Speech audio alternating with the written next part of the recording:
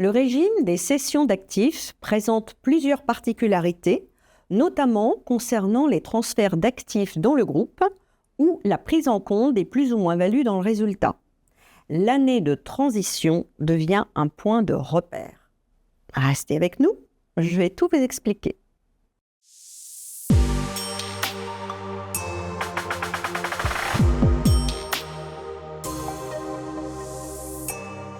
Pour éviter les abus dans les transferts intragroupes d'actifs avant la date d'entrée en vigueur des règles Globe, tous les résultats de cession d'actifs entre entités du périmètre Globe depuis le 1er décembre 2021 jusqu'à l'ouverture de l'année de transition doivent être neutralisés.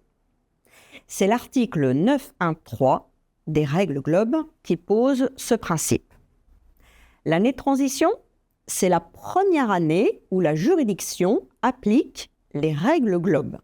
Donc, si cette juridiction a appliqué les TSH, Transitional Safe Harbor, les mesures transitoires, pendant 3 ans, la période concernée couvre de décembre 2021 plus les années 2022 à 2026, ce qui fait quand même un total de 5 ans. Ensuite, à partir de l'année de transition, les transferts d'actifs intragroupes doivent être effectués à la juste valeur, comme indiqué à l'article 6.3.1, à la fois chez la cédante, le résultat de cession sera inclus dans le résultat Globe, et chez l'acheteuse, l'amortissement des actifs se fera à la valeur d'achat. L'article 3.2.3 rappelle que le principe de pleine concurrence doit être appliqué, d'où la juste valeur. Une exception toutefois, le transfert dans le cadre d'une fusion ou d'une scission se fera à la VNC. Le résultat sera reconnu uniquement à l'occasion d'une transaction ultérieure. Ainsi, l'année de transition devient un élément déterminant dans la manière dont le suivi va devoir être fait dans le groupe. En effet, suivant que vous aurez appliqué les TSH pendant 3 ans, votre année de transition sera l'année 2027 et vous ne serez en régime de croisière qu'à partir de 2028, comme vous le voyez sur l'échelle de temps qui défile. Autre illustration, si vous appliquez les TSH en 2024 et 2025, l'année de transition sera alors 2026. En d'autres termes, si vous optez pour les TSH, rappelez-vous, c'est une option, vous devez mettre en place un suivi des plus ou moins-values de cession d'actifs internes pendant le nombre d'années requis. Abordons maintenant le cas particulier des plus-values externes sur immeubles. Quelques éléments de contexte.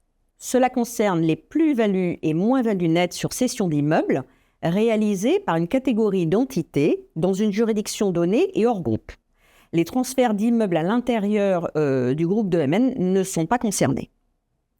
L'article 3.2.6 permet, sur option annuelle, d'étaler une plus-value sur cession d'immeubles, dans une juridiction donnée évidemment, sur l'exercice en cours et les 4 exercices précédents. Alors, par déduction, ça implique que les moins-values des exercices précédents aient été reportées en avant.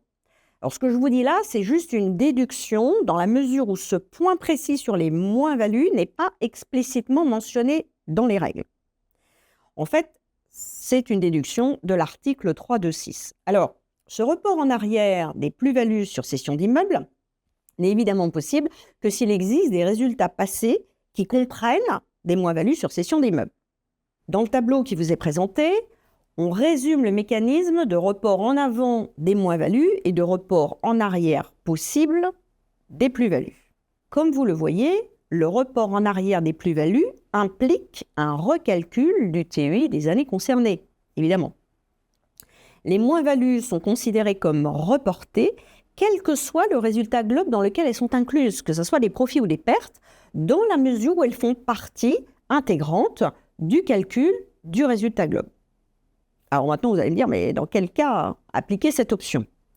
En fait, cette option se justifierait dans la mesure où elle permettrait d'augmenter le TEI de l'année de l'option, donc l'année où vous faites la plus-value, donc ce TEI ressortirait inférieur à 15%, en contrepartie d'une diminution des TEI des exercices passés, tout en veillant à ne pas les faire passer sous la barre des 15% évidemment, puisque le report en arrière de la plus-value implique également le report en arrière de l'éventuel impôt concerné relatif à cette plus-value. En fait, dans certains pays de l'Union européenne, les plus-values de cession d'immeubles peuvent être exonérées d'impôts, notamment en cas de réinvestissement dans le pays. Donc, ipso facto, une plus-value de cession d'un montant significatif pourrait avoir comme conséquence de faire baisser le TEI largement en dessous de 15% et de conduire au paiement d'un impôt complémentaire. Dans ce cas, le report de la plus-value sur les moins-values antérieures a tout son sens. Même si nous, en France, on n'en voit pas trop l'intérêt, chez certains des pays d'Europe, ça a un grand intérêt. D'ailleurs, sur le tableau qui vous est présenté, vous avez quelques situations fiscales dans des pays de l'Union européenne concernant le traitement de ces plus-values sur cession d'immeubles.